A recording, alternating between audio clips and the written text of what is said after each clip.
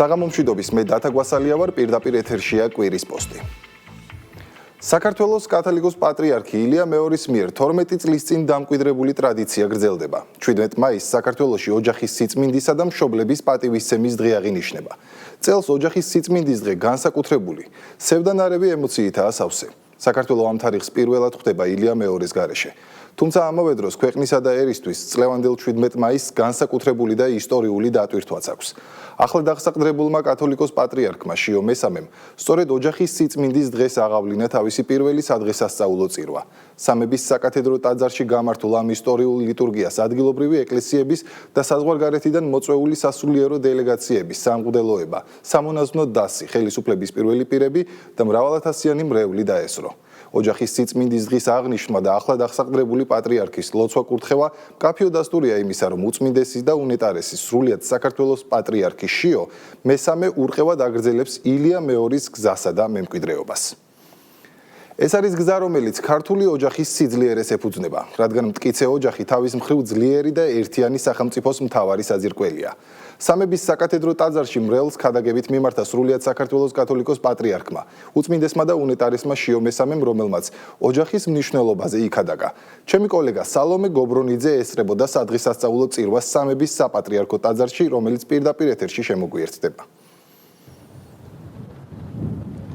13 წლის წინ სწორედ ამ ტერიტორიიდან სამების საკათედრო ტაძრიდან საქართველოს 151 კათოლიკოს პატრიარქმა საზოგადოებას ამ სიტყვებით მიმართა. ჩვენ მივიღეთ ასეთი გადაწყვეტილება, რომ ყოველი წლის 17 მაისს იყოს ოჯახის სიწმინდისა და სიმტკიცის დღესასწაული და ამ დროს მთელი ერი უნდა გაერთიანდეს. ამ მიმართვის შემდეგ კი საქართველოს კათოლიკოს პატრიარქმა ილია მეორემ ოფიციალურად 2014 წლიდან 17 მაისი ოჯახის სიმტკიცის დაცვისა და მშობლების პატივისცემის დღედ გამოაცხადა და შემდეგ ეს დღე ყოველწლიურად ქუჩაში გამოსულ 100,000-ობით მოქალაქეს აერთიანებს. წელს საქართველო ამ იდეის ავტორის გარეშე ხვდება, თუმცა ილია მეორის მიერ 13 წლის წინ დატოვებული ეს ტრადიცია შიო მესამემ გააგრძელა და განსაკუთრებით ემოციური იყო დღის ბოლოს, როდესაც საქართველოს კათოლიკოს პატრიარქმა შიო მესამემ პირველი საღვთო ლიტურგიის დასრულების შემდეგ ჯერ ტაძრის შიგნით მდგომი მოქალაქეები და შემდეგ უკვე ტაძრის ეზოში შეკრებილი ადამიანები დაუცა და მასთან ერთად იმყოფებოდნენ მსოფლიო მართლმადიდებლური საპატრიარქოებიდან და ეკლესიებიდან წარმომადგენლები და მღვდელმთავრები.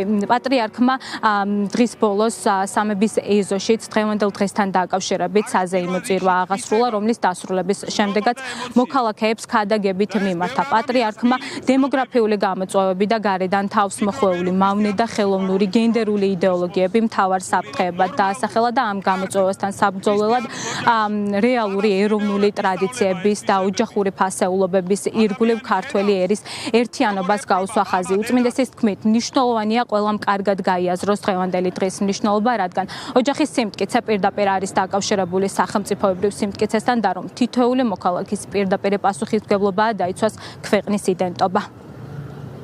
ოჯახი არის სიყვარულის დიდი სკოლა, სადაც ადამიანი სწავლობს ამ მთავარ თვისებას, რომელიც საჭიროა სულის ხონებისთვის.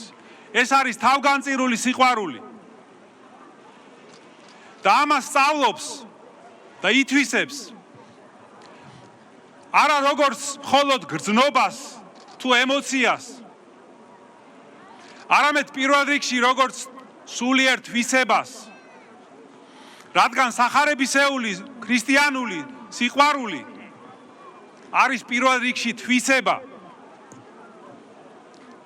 ვიდრე გრძნობა და ემოცია. და ეს ბევრ ადამიანს არ ესმის, ეს განსხვავება და ფიქრობენ, რომ როდესაც არა აქვთ მაგალითად ტრისადმი თუ არაკეთილმოსურნისადმი თბილი გრძნობები, ფიქრობენ, რომ არა აქვთ სიყვარული.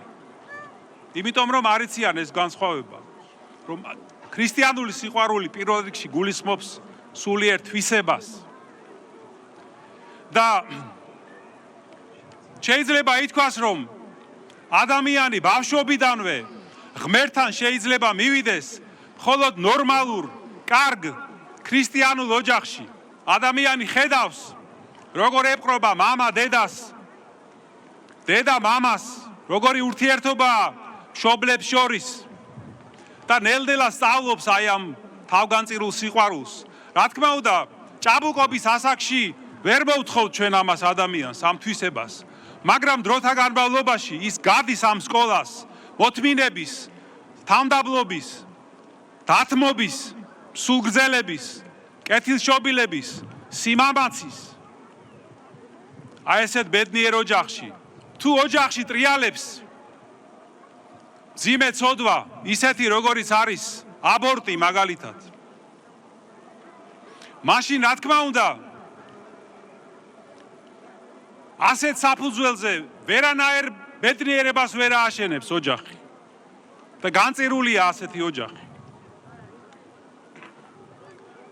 იმიტომ რომ როგორც ვიცით ბიბლიიდან ჩვენ მოკლულთა სისხლი ღაღადებს ღვთისადმი შურისძიებისთვის. და პირიქით, სადაც 2 თუ 3 წელიწადში ერთხელ იბადება ბავშვი, ეს ღვთისგან მოვლენილი ანგელოზი, იქ არის ბედნიერება. იმიტომ რომ ის თავისი არსებობით ირგვლივ ყველაფერს ათბობს და ანათებს. და მადლს ფენს. და როგორც ჩვენ ვიცით მრავალშვილიანი ოჯახებისგან, მშობლებისგან, თავიდან უფრო რთულია პირველ 3 შვილამდე სირთულეები მეტია და მერე ბევრად კლებულობს სირთულეები. და უფრო ადვილია მრავალშვილიანი ოჯახის აღზრდა და გაძღოლა. და აი ძვირფასოს მებოდადებო ჩვენ ამ ყველაფერზე თუ არ დავფიქრდით, თუ არ გამოასწორეთ ჩვენი დემოგრაფიული მდგომარეობა, თუ არ ვიზრუნეთ ოჯახის განმტკიცებაზე, გადარჩენაზე, შენარჩუნებაზე, ჩვენ გვემუქრება რეალური საშიშროება, რომ ჩვენ მშვენიერ სამოთხესავით ლამას და მშვენიერ ქვეყანაში დამკვიდრდებიან სხვა ხალხები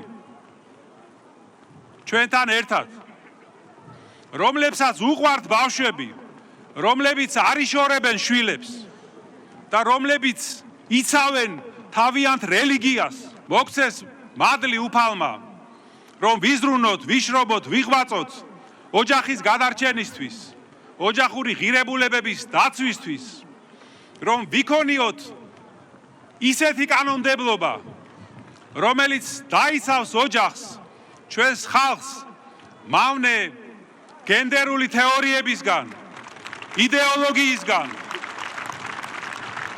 და უარი კი არ უნდა ვთქვათ ამ კანონმდებლობაზე, როგორც ზოგიერთები მოგვიწოდებენ, არამედ პირიქით უნდა გავაძლიეროთ და გავამტკიცოთ ეს მიმართულება ოჯახის დაცვის და შენარჩუნების. აი ეს არის საწინდარი ჩვენი ქვეყნის გადარჩენის, გამრავლების და ღვთისწყალობის.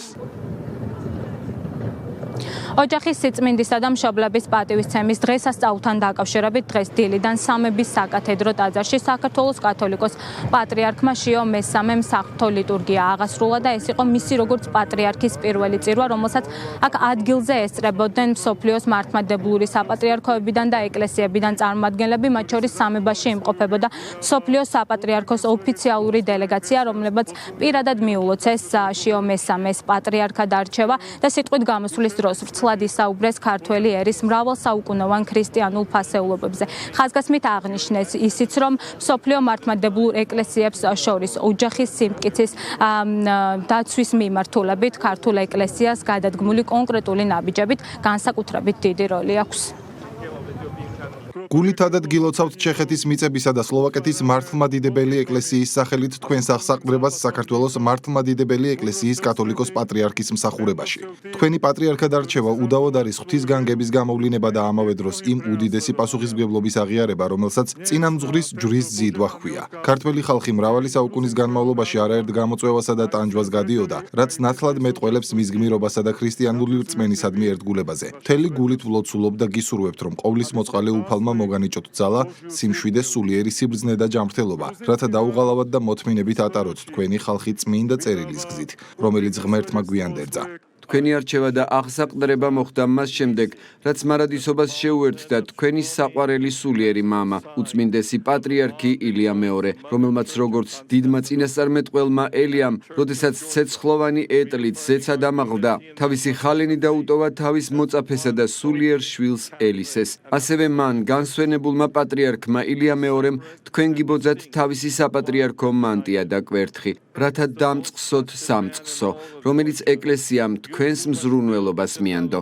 ნეტარად ხსენებული პატრიარქის ილიას მემკვიდრედ სახელოვანი უნეტარესობის აღსაყდრებას და ჩვენს წმინდა ქალაქ იერუსალიმიდან და წმინდა სიონიდან ყველა ეკლესიის დედა ეკლესიიდან მოვისწრაფით, რათა გულწრფელად მოგილოცოთ და შევევედროთ მკვდრეთით აღმდგარ უფალს, რომ მოგმადლოთ დიდებული დღე-გრძელი პირველ იერარქიული მსახურება. ვევედრებით ეკლესიის ღვთაებრივ აღმშენებელს, რომ ჩვენი ღმერთ შემოსილი მამების მიერ ქადაგებული მართლმადიდებლური სარწმუნოების დასაცავად და შესანარჩუნებლად თქვენს უნეტარესობას ზეგარდ მოძალა მიენიჭოს, რათა ერთითა პირითა ვადიდებდეთ ღმერთსა და მამასა უფლისა. ქაშვეთიდან სამებამდე გზამ წელს კიდევ ერთხელ გააერთიანა 100,000-ობით მოქალაქე. ყველა ასაკის ადამიანი, მშობლები, შვილებთან ერთად და განსაკუთრებით ბევრმა ახალგაზრდამ წელს კიდევ ერთხელ აღასრულა 13 წლის წინ უწმინდესის ილია მეორეს დაანაბარები ოჯახის სიმტკიცის დაცვისა და ერის გაერთიანების შესახებ. დღეს კიდევ ერთხელ გამოჩნდა თუ სადგას საქართველო და რას ირჩევს ქართველი ხალხი. მადლობა სალომე გობრონიძეს. 17 მაისს ტრადიციის სამებრ მრევლის გვერდით იყო ქვეყნის ხელისუფლებაც. სამების საკათედრო ტაძარში საზოგადოებას სიტყვით მიმართეს პრეზიდენტმა, პრემიერ-მინისტრმა და პარლამენტის თავმჯდომარემ. თითოეულმა მათგანმა აქცენტი გააკეთა ოჯახის ფენომენზე, როგორც უმთავრეს ინსტიტუტზე, რომელიც საუკუნეების განმავლობაში ინახავს და მომავალ თაობებს გადასცემს ჩვენს ეროვნულ იდენტობას. საკუთარ სიტყვაში ხელისუფლების პირველმა პირებმა მადლიერებით გაიხსენეს პატრიარქი ილია მეორე და მისი ღვაწლი. განსაკუთრებით ოჯახის სიწმინდის დღის აღნიშვნის ტრადიცია, რომელიც ერის მთლიანობის, ღირსების, ოჯახის სიყვარულისა და ერთობის სახალხო ზეიმად იქცა. ნინი სალუქვაძე გვიერთდება პირდაპირ ეთერში. ნინი, გისმენთ. ყველა თანხმდება, რომ ტრადიციებისა და ფასეულობების დაცვა არის ის, რაც ახლა ყველაზე მეტად სჭირდება ქვეყანას და რომ დღევანდელი დღეც არის იმ ღირებულებების შეხსენება, რისთვისაც საუკუნეების განმავლობაში ქართველი ხალხის ისტორიული იდენტობის შენარჩუნებისთვის იბრძოდა. მტკიცე ოჯახი არის ძლიერი სახელმწიფოს ფუნდამენტი, ასეთი იყო დღეს ხელისუფლების წარმომადგენელთა მთავარი სათქმელი. დღეს პრემიერ-მინისტრმა, პრეზიდენტმა, პარლამენტის თავმჯდომარემ ისაუბრეს დღევანდელი დღის მნიშვნელობაზე. ხაზი გაუსვეს, რომ დედა ეკლესიის როლი არის უმნიშვნელოვანესი ამ ფასეულობების დაცვასა და შენარჩუნებაში.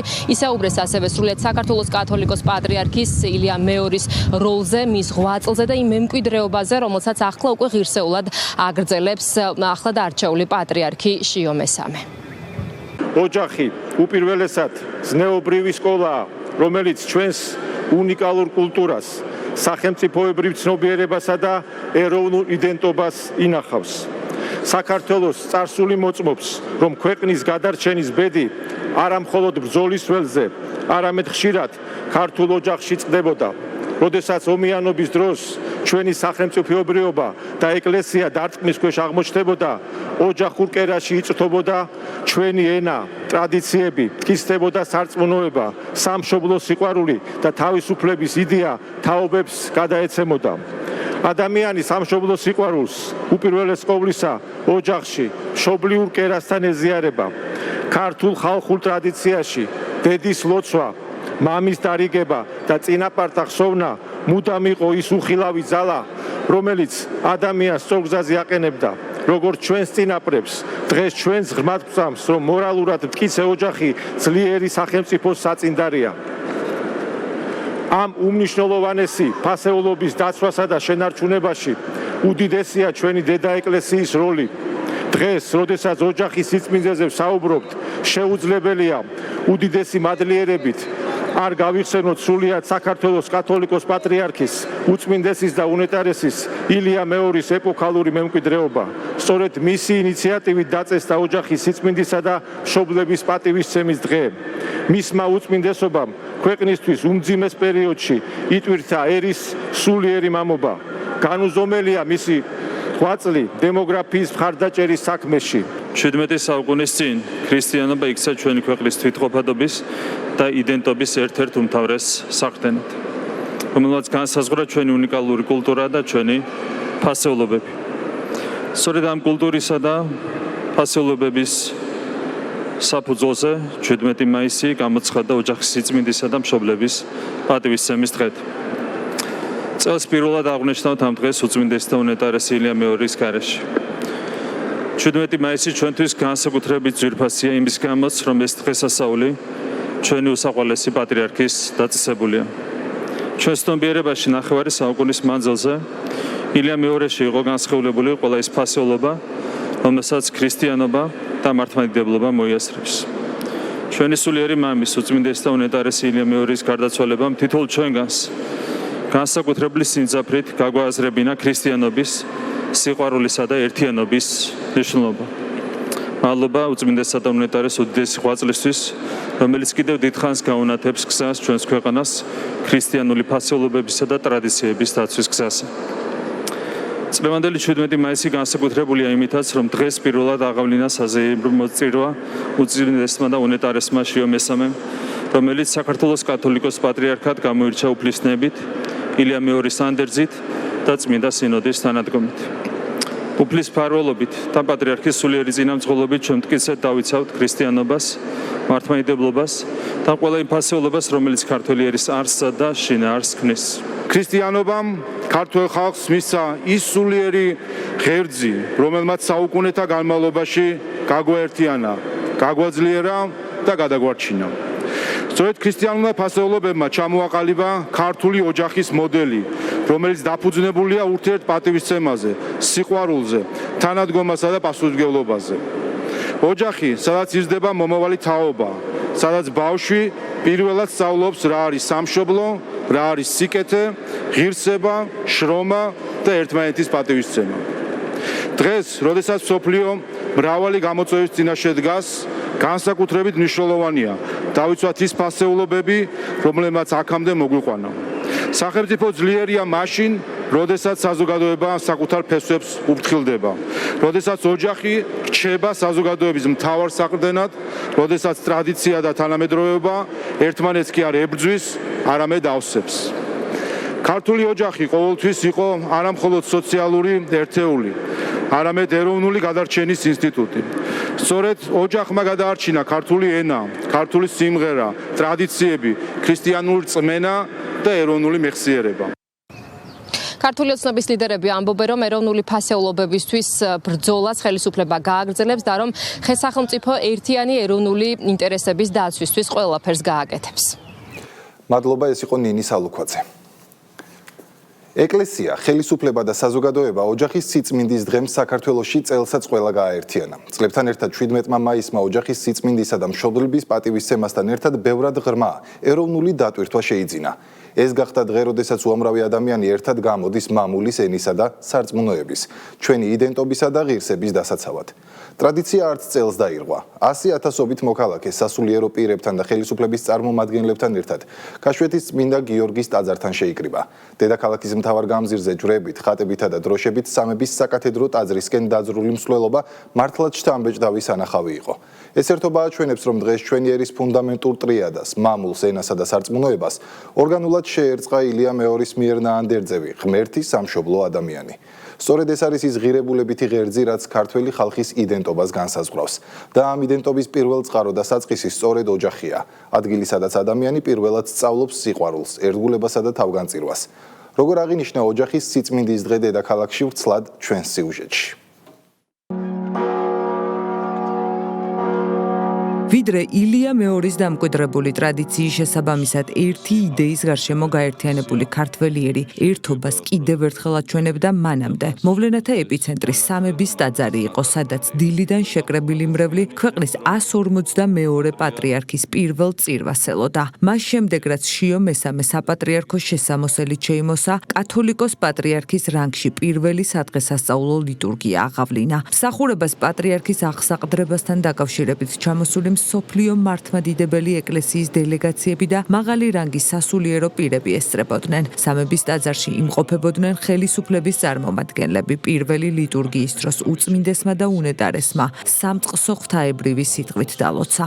მერთო და იხილე და მოხედენ ვენახს ამას დაგან ამტკიცე ესე რომელ დასხა მარჯვენე მან შენმან შიო მესამის ლოცვა კურთხევით ოჯახის სიწმინდისა და მშობლების პატივისცემისადმი მიძღვნილი ტრადიციული მსვლელობა ქაშვეთის წმინდა გიორგის სახელობის ტაძრიდან დაიწყო. 100,000-ობით ადამიანი ეროვნული ღირებულებების, ტრადიციებისა და ერთობის იდეამ უკვე მე-12-ად გააერთიანა. იქედან გამომდინარე, რომ ილია მეორის მიერ დაფუძნებული დღესასწაული წელს მის გარეშე აღინიშნება, დღევანდელი დღე გამორჩეულად ემოციური აღმოჩნდა. სწორედ ამის შესახებ ისაუბრა ცოტნე ივანიშვილმა, რომელმაც საზეიმო მსვლელობა მიიღო მონაწილეობა. მისი თქმით, მნიშვნელოვანია, რომ ტრადიციის გამზიარებელი ახალგაზრდების რაოდენობა ყოველწლიურად იზრდება, რადგან ქვეყანა სწორედ ოჯახურ ღირებულებებზე დგას.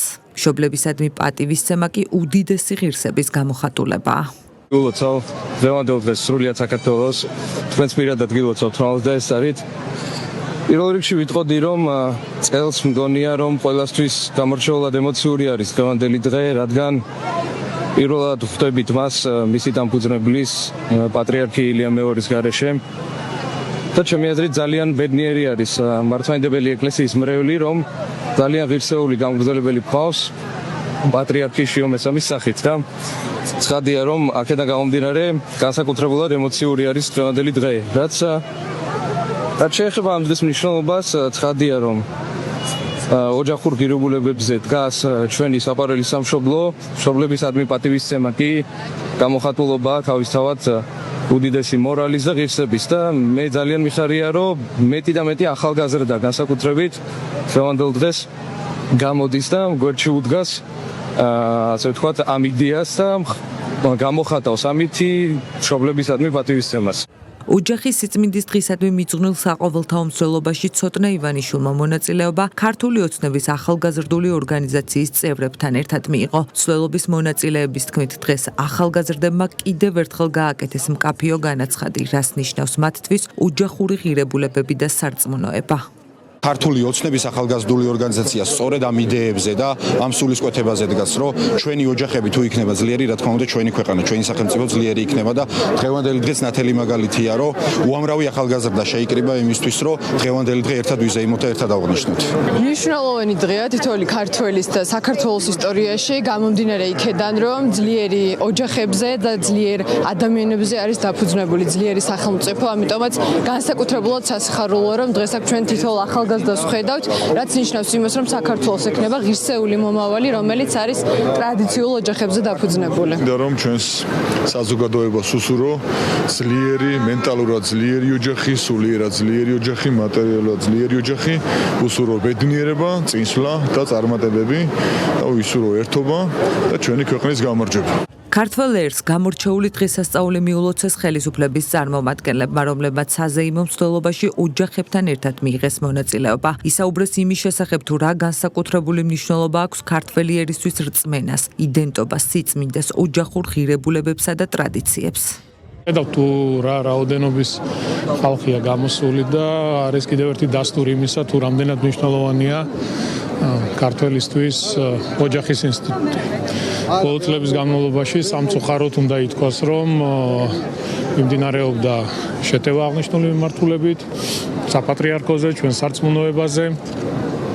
თუმცა ეს არის ქართველი ხალხის პასუხი და კიდევ ერთხელ ყველას ძალიან დიდი მადლობა აქ გამოსულ ადამიანებს და ზოგადად ყველას, ვისთვისაც ძვირფასია ოჯახის ინსტიტუტი. მცირერიცხოვარმა ერმა აი ამ დამოკიდებულებით შეძლო ამდენი ხნის განმავლობაში ასე მოეტანა თავისი ენა ქონოდა, თავისი განსაკუთრებული ტრადიციები ქონდა, კულტურა ქონდა, რომლითაც შეძლებდა მსოფლიო გაეკვირვებინა და აი ამ დამოკიდებულებით ხდება ეს ყველაფერი. მე ულოცავ ყველა ქართველს ჩემს ქვეყანაში, ჩვენს ქვეყანას ულოცავ და უსურვებ, რომ საუკუნეებთან ერთად აი ეს დამოკიდებულება სწორედ იმიტომ ყოფილიყოს, რომ შევინარჩუნოთ ჩვენი ქართული ეროვნული იდენტობა. ნამდვილად სასიხარულოა, რომ ამდენი ადამიანი იზიარებს ამ დღეს და აქვს სურვილი, რომ ერთად დადგეს და ერთად გამოხატოს ის პატივისცემა, რაც ჩვენ საზოგადოებას აქვს ტრადიციებისადმი და იმ ფასეულობებისადმი, რაც ძალიან მნიშვნელოვანია ნებისმიერი საზოგადოების საზოგადოებისთვის. პირველ რიგში მინდა მაგილოცა დღევანდელი დღე მიულოთ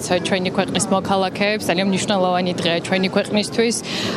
გაგრძელება იმ მნიშვნელოვანი დანატავარის, რაც საქართველოს კათოლიკოს პატრიარქმა ილია მეორემ ჩვენ ქვეყანას დაუტოვა. დღეს ხედავთ, რომ ჩვენთან ერთად იმყოფება ძალიან ბევრი ადამიანი, რა თქმა უნდა მნიშვნელოვანია, რომ ყველა ვიაზრებთ იმ პასუხისმგებლობას, რაც გულისხმობს ჩვენი ოჯახური ღირებულებების გაფრთხილებას, გაძლიერებას, შენარჩუნებას, ჩვენი სარწმუნოების, ჩვენი ერთიანობის და იმ დიდი სიყვარულის, რომელიც ჩვენ ერთმანეთთან აერთიანებს. ულოცავს სრულიად საქართველოს. ძალიან მნიშვნელოვანია, რომ ჩვენი უწმინდესის და უნეტარესის ტრადიცია გრძელდება, დაფუძნებული ტრადიცია და რაც მთავარია, ეს არის ის გამორჩეული, რაც ქართულ გენს საქართველოს ახასიათებს, თითოეული ქართველისთვის ყველაზე ძვირფასი ეს არის ტრადიციების პატივისცემა, ოჯახის პატივისცემა, მშობლების მიმართ განსაკუთრებული დამოკიდებულება და პატივისცემა და ხედავთ რამდენი ადამიანი არის გამოსული არა მარტო თბილისში, არამედ მთელი საქართველოს მასშტაბით. ეს კიდევ ერთხელ ხაზს უსვავს, როგორ გვიყვარს ჩვენი ქვეყანა. უძვირფასესი დღეა, იმიტომ რომ პატრიარქ ილია მეორეს ესეთი დამკვიდრებული ერთ-ერთი ტრადიცია, რომელსაც ხალხი და ადამიანები რცემენ ძალიან დიდ პატივს და ნამდვილად ყველა ქართველისთვის მე ვფიქრობ, რომ ოჯახი, მშობელი არის ის არ ვიცი თემა, რომელიც ყველასთვის ძალიან საპატივცემულო და საყურადღებოა. ჩვენ ტრადიციული ქვეყანა ვართ, შესაბამისად, ყოველთვის ყველა ოჯახში მშობლის პატივისცემა და ოჯახის კულტი არის ჩვენში.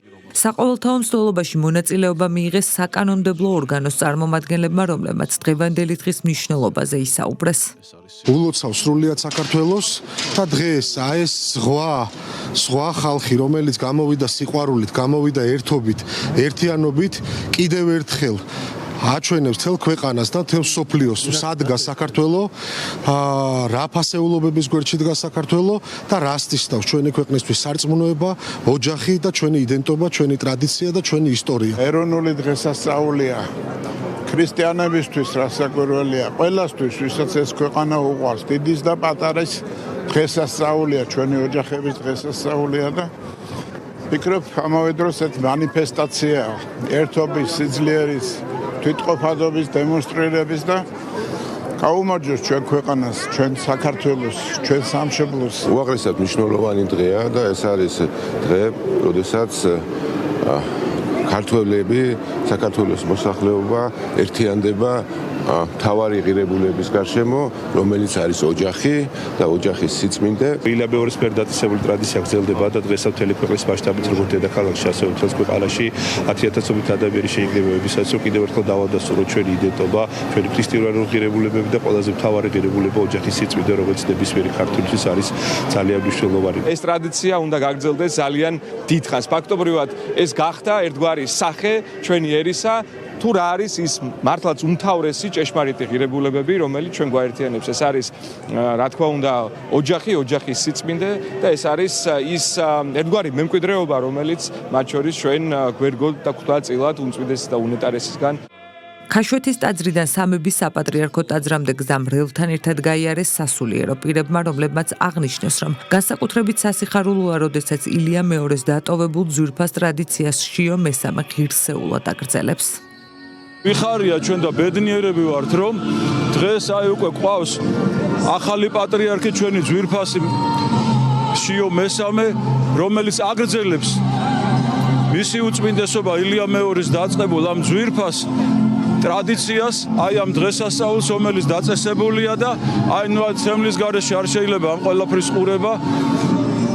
ხარობს ჩვენი გული, ხარობს თითოეული ქართველი ადამიანი დღევანდელი დღით. ულოცავს სრულიად საქართველოს ამ ბედნიერ დღეს და უნდა გვახსოვდეს, რომ ოჯახი არის და ოჯახის სიმტკიცე ქვეყნის ძლიერების საწინდარი და ეს დღეც არის ამისი გამოვლინება და მადლობა ღმერთს და მადლობა ჩვენს ნეტარხსენებულ პატრიარქს, რომელმაც ეს დღე დაგვიდგინა და ჩვენ ამ დღეს უერთდებით ყოველთვის დიდი ზეიმით და სიხარულით. ეს დღე კიდევ ერთხელ გვახსენებს, რომ ოჯახი არის მიტევება, ოჯახი არის ერთმანეთზე ზრუნვა, ოჯახი არის დათმობა, დალოდება, პატიება და აი ამ ფასეულობით შეკრულია ეს, ასე ვთქვათ, რგოლი, რომელშიც უნდა აღიზარდოს თითოეული ადამიანი და მერე გახდეს კარგი მოქალაქე, კარგი ქრისტიანი. გალობით, ჯვრებით, ხატებით, დროშებით, მოთმინებითა და სიმშვიდით. საპატიო თითქმის 2 საათნახევრიანი გზა სხვადასხვა თაობის 100,000-ობით ქართველმა ოჯახებთან ერთად გაიარა. ხალხის უპრეცედენტო რაოდენობამ კიდევ ერთხელ დაადასტურა, რომ ოჯახის სიწმინდე, შვილების სიყვარული და მშობლების პატივისცემა ეროვნული იდენტობის განუყოფელი ნაწილია, რომელსაც ქართველი ერი საუკუნეების განმავლობაში უდიდესი სიამაყით ატარებს. კათოლიკოს პატრიარქის ილია მეორის უსაკურთხევით დღევანდელი დღე დადგენილია ყველა ვისაც კი ვისთვისაც კი საქართველოში მნიშვნელოვანია ოჯახური ღირებულებები, ტრადიციები, ჩვენი წარსული, რომელიც არის აწყოს მშობელი და მომავლის-მშობელი, რაც მთავარია, ერთად ვიკრიბებით, ვასრულებთ მის უსაკურთხევას და ყველას ვანახებთ, რომ ამ ერთს გადაშენება არ ემუქრება. ოჯახი, რა თქმა უნდა, ჩემთვის უპირველეს ყოვლისა არის. ძალიან მიხარია, რომ ამ ყველაფრის მონაწილე ვარ და გილოცავთ მთელ საქართველოს. ოჯახი ეს არის სიწმინდე, ქრისტეს მსგავსად, სადაც უფევს სიყვარული, სიმშვიდე, ერთიანობა. ღმერთმა ამრავლოს ქართული სულისკვეთების ოჯახები და მიყვარხარ საქართველო. სამების საპატრიარქო ტაძარში მისულ მრევლს უწმინდესმა და უნეტარესმა შიო მესამემ ქადაგებით მიმართა. ღვთისმსახურების შემდეგ კი მისი სულიერი შვილები აკურთხა და დალოცა. დღეს ქართველმა ერმა მსოფლიოს ერთიანობა და ერთსულოვნება კიდევ ერთხელ აჩვენა. ეს არის 17 მაისი დღევანდელი დღის დამფუძნებლის ილია მეორის გარეშე და პირველი 17 მაისი შიო მესამის წინამძღოლობით. ეს ერთობა დღეს მხოლოდ დედაქალაქით არ შემოფარგულა. ოჯახის სიწმინდის დღემ ტრადიციისამებრ წელსაც მთელი საქართველო მოიცვა. საყოველთაო მსვლელობა ქვეყნის თითქმის ყველა ქალაქში ერთდროულად დილის 11 საათზე დაიწყო. რუსთავი, ქუთაისი, გორი, ბათუმი, ახალციხე, ზუგდიდი, თელავი, მცხეთა, ოზურგეთი. ყოველი კუთხე ერთიანი ემოციით სუნთქავდა. თუმცა წლევანდელი დღის ყველაზე ამაღელვებელი და შთამბეჭდავი დეტალი მაინც ის იყო, რომ ყველა ქალაქში, დიდსა თუ პატარაში, მსვლელობებში ბავშვები და ახალგაზრდები ჭარბობდნენ. სწორედ მათმა სიმრავლემ შესძინა ამ დღეს სრულიად ახალი, განსხვავებული და ღრმა მნიშვნელობა. ოჯახი ხომ მხოლოდ წარსულის ტრადიცია არ არის, ის პირველ რიგში ჩვენი მომავლის საწყისია. მარიამ რატიანი მოგვიყვება, როგორ აღინიშნა ოჯახის სიწმინდის დღე საქართველოს რეგიონებში. მართლმა დიდებლური სამყაროს ერთ-ერთმა მთავარმა ფუნდამენტმა ქვეყანა კიდევ ერთხელ გააერთიანა. ოჯახის სიწმინდისა და სიმტკიცის დღე საქართველოს ყველა რეგიონში საყოველთაო მსვლელობებითა და სადღესასწაულო წირვით აღინიშნა. მრევლმა დილიდან შეკრება ბათუმის ღვთისმშობლის სახელობის საკათედრო ტაძარში დაიწყო. შემდეგ კი ქალაქის ცენტრალურ ქუჩებში საყოველთაო მსვლელობა მოეწყო, რომელიც ტრადიციულად ბათუმის იუნკერთა დიდების მემორიალთან მათი სულის მოსახსენიებელი პანაშვიდით დასრულდა. ლაქენის ღვთისმშობლის ტაძრიდან დაიწყო და საკათედრო ტაძართან დასრულდა მსვლელობა ზუგდიდში, რომელსაც მრევლთან ერთად სხვა ეპარქიის წარმომადგენლებიც უერთდებოდნენ. ცენტრალური მოედნიდან ათასობით ადამიანი მსვლელობით გაემართა ბაგრატის საკათედრო ტაძრისკენ ქუთაისში, სადაც ისინი მეუფე იოანემ დალოცა. სასულიერო პირები და მრევლი ერთხმად აღნიშნავდა დღევანდელი დღის დატვირთვასა და ილია მეორის როლს ოჯახის სიწმინდისა და ღირებულებების გამტკიცებაში. დიდი მადლობა ჩვენს განსვენებულ უწმიდეს და უნეტარეს ილია მეორეს ამ დღესასწაულის დაწესებისთვის. მადლობა ჩვენს ახალ პატრიარქ შიო მესამეს, რომ აგრძელებს თავისი წინამორბედის ტრადიციებს და ჩვენი წინაპრების წმინდა ტრადიციებს. ეს დღე აერთიანებს ჩვენს ღირებულებებს, ათასში დასწლოვან სახელმწიფო რელიგიას, ჩვენს ოჯახებს, ტრადიციებს, რომელიც ოდითგანვე მოგვწევს. ეს არის დღე, რომელიც დაფუძნებულია ტრადიციებზე, სიკეთეზე, ოჯახის პატივცემაზე, კულტურაზე, თაობების ჯაჭვზე. დღეს პატრიარქის გზის გაგრძელება ძალიან მნიშვნელოვანია. მადლობა დღევანდელი დღისთვის. ეს არის სიწმინდის დღე ქართველებისთვის, ჩვენი ერისთვის, ახალი არჩეული პატრიარქისთვის. ეს არის ჩვენთვის ძალიან დიდი სიხარული. საზეიმო მსვლელობა გაიმართა მცხეთაშიც. მრევლის სასულიერო პირებთან ერთად ბებრის ციხის მიმდებარე ტერიტორიაზე შეიკრიბა, საიდანაც სვეტიცხოვლის საკათედრო ტაძრისკენ გაემართა. ხატებითა და ჩირაღდნებით მრევლს წინ მიუძღოდნენ სასულიერო პირები გორში. ღვთელმსახურები მათ დღესასწაულს ულოცავდნენ და ოჯახის სიმტკიცეს უქადაგებდნენ. ოჯახის სიწმინდისა და მშობლების პატივისცემის დღე ანსამბლ ალავერდის კონცერტით დაიწყო რუსთავში. დღის მთავარი მსვლელობა ვახტანგ გორგასლის სახელობის ტაძრიდან თავისუფლების მოედნის მიმართულებით მოეწყო.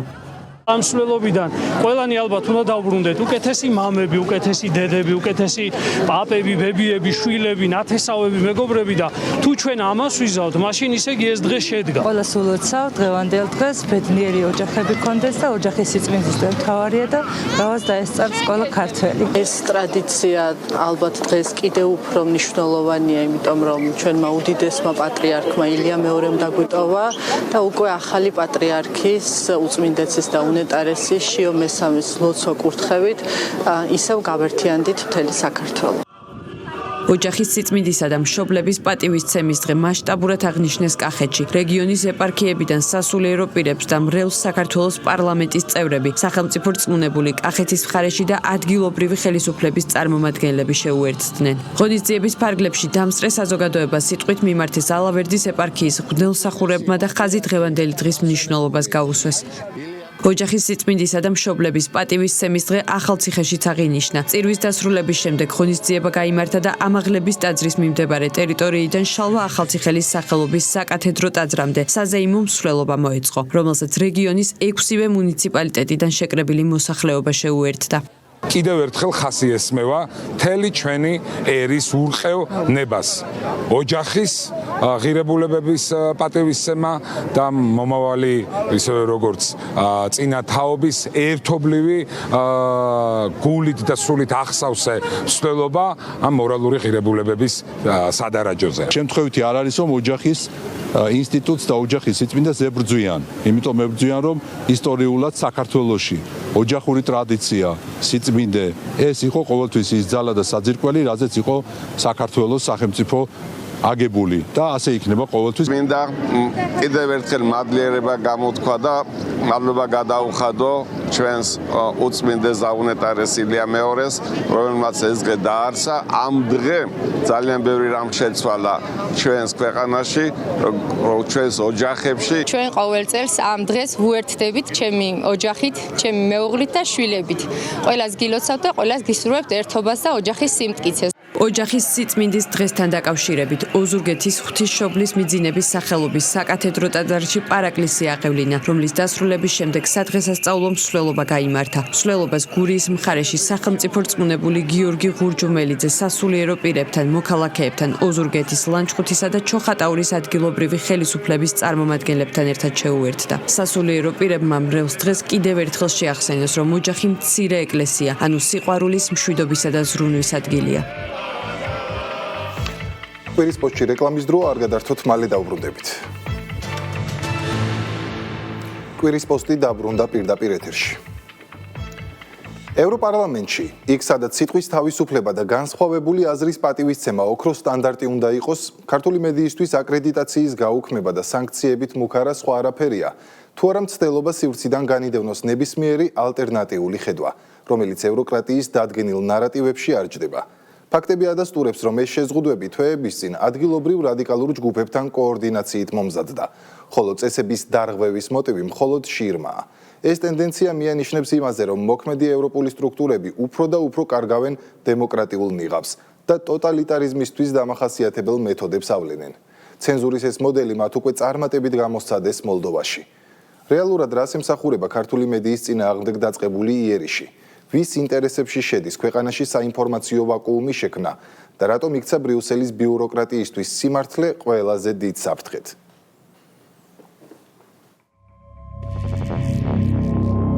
თანამედროვე სამყაროში ძალაუფლება ინფორმაციაზე კონტროლია. შესაბამისად, როდესაც გაქვს საინფორმაციო მონოპოლია, შენ შეგიძლია მართო საზოგადოებრივი აზრი. ევრობიუროკრატია წლების განმავლობაში ცდილობს საქართველოში შექმნას ერთიანი, მართვადი ნარატივი. ისინი ცდილობენ შეიქმნან პროპაგანდისტული მონოპოლია, რომელიც შენიღბულია დემოკრატიის დაცვის საფარქვეში. მათი მიზანი მარტივია. ქართულ საინფორმაციო სივრცეში არ უნდა ისმოდეს განსხვავებული აზრი. რეალური ფაქტები მათთვის საფრთხეს წარმოადგენს, რადგან სიმართლე ანგრევს იმ ცრუ კონსტრუქციას, რომელსაც ისინი წლებია აშენებენ. ამიტომაც ცდილობენ შეზღუდონ ყველა, ვინც მათთვის არასასურველ ინფორმაციას გადმოსცემს და აქ მნიშვნელობას კარგავს, რომ ეს ინფორმაცია სიმართლეა. ევროპარლამენტარები იმედის, პოსტივის და რუსთავიორის დასანქცირებაზე მუშაობას იწვევენ. დაწერია შესწორებებში ევროპარლამენტარები იმედის, რუსთავიორის და პოსტივის დასანქცირებაზე. შავ საქმეს აკეთებენ ევროპის კავშირის წინააღმდეგ. იუკნევიჩიანი იმედისა და პოსტივის დასანქცირებას მიესალმება. და უკვე რეალობაა, რომ იქ, სადაც განსხვავებული აზრის პატივისცემა წესითა და რიგით მთავარ ფუნდამენტს უნდა წარმოადგენდეს, ჟურნალისტებსა და თავისუფალ მედიას ზღუდავენ დაუსაბუთებელი მიზეზებით. იმედს ევროპარლამენტში მუშაობა 1 წლით შეეზღუდა. პოსტივი და რუსთავიორი გააფრთხილეს. და ეს არა პროფესიული ეთიკის დარღვევის გამო, არამედ კითხვების, ლეგიტიმური, კრიტიკული და უხერხული კითხვების გამო, რომლებზეც პასუხი ევროკრატებს არ გააჩნიათ. მათთვის უფრო მარტივი აღმოჩნდა ჟურნალისტების გაძევება, ვიდრე საკუთარი ანგაჟირებული პოლიტიკის დასაბუთება. თუ რატომ ცდილობენ ქართული მედიების დასანქცირებას? მოკლედ ვერ გვეტყვით ჩვენთვის სანქციების დაწესებას რატომ ცდილობთ?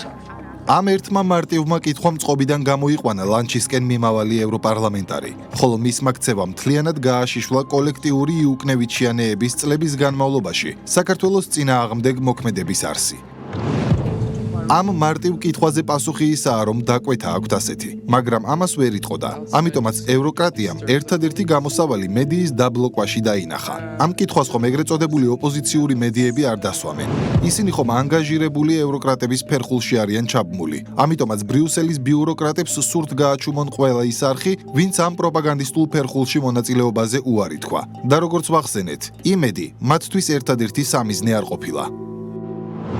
პრორუსული რეჟიმის რუპორებს საქართველოში ტელევიზია იმედი, რუსთავიორი, პოსტივი დღეს ევროპარლამენტში შესვლა აუკრძალეს. ბრიუსელის კაბინეტებში გამოგონილი ტერმინოლოგია, რუსული დეზინფორმაცია და პრორუსული რუპორი დიდი ხანია იქცა მოსახერხებელ იარლიყად ნებისმიერი მედია საშუალების წინააღმდეგ, რომელიც მათ ნარატივში არ ჯდება. ეს არ ეხება მხოლოდ საქართველოს, არამედ უშუალოდ კავშირის წევრ და კანდიდატ ქვეყნებსაც, რაზეც მოგვიანებით ვიტყვით. ახლა კი საინტერესოა, რომ ამ ბრალდებებს არასდროს ახლავს კონკრეტული არგუმენტი ან ფაქტი. თუმცა სურათი ბევრად ნათელი ხდება, როდესაც ვიგებთ თუ ვინ დგას ამ შავი სიების მიღმა. როგორც ირკვევა, ევროპარლამენტარები მედიების შეზღუდვის გეგმაზე ელენე მეტრებელთან ერთად მუშაობდნენ. სუბიექტთან, რომლის მკვეთრად გამოხატული რადიკალური განწყობები, რაც ამ საჯარო კადრებიდანაც ჩანს, ყოველგვარ ობიექტურობას გამორიცხავს.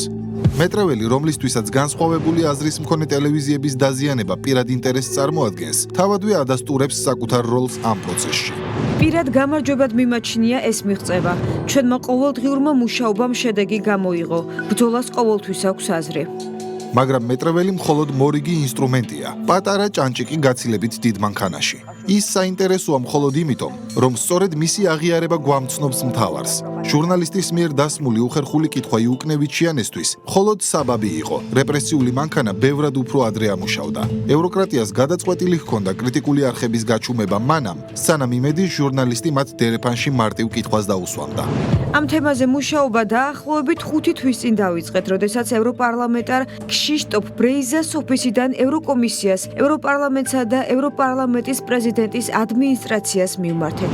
ამას გარდა მტკიცებულება იმისა, რომ მთელი ეს პროცესი სიცრუეზეა დაშენებული, თავად მოვლენათა ქრონოლოგიაშია. ევროკრატიული მანქანის მიზანი ნებისმიერ ფასად არასასურველი მედიის გაჩუმება იყო. ამ გეგმის ერთ-ერთი აქტიური ფიგურა, მარკეტა გრეგოროვა, რომელიც საქართველოში ანტისამთავრობო აქციებზე გამოსვლებით გვახსოვს, ბრიუსელში უკვე აღარ მალავდა რეალურ განზრახვას. თქვენ აქ შემოსვლა უნდა გეკრძალებოდეთ. მალევე ტელეკომპანია იმედმა, პოსტივიმ და რუსთავიორმა მიიღეს წერილები, სადაც ნათქვამი იყო, რომ მათ აკრედიტაციის წესები დაარღვიეს და დეპუტატი წინასწარი შეთანხმების გარეშე ჩაწერეს. თუმცა კადრი, ანუ ფაქტი ჯიუტია.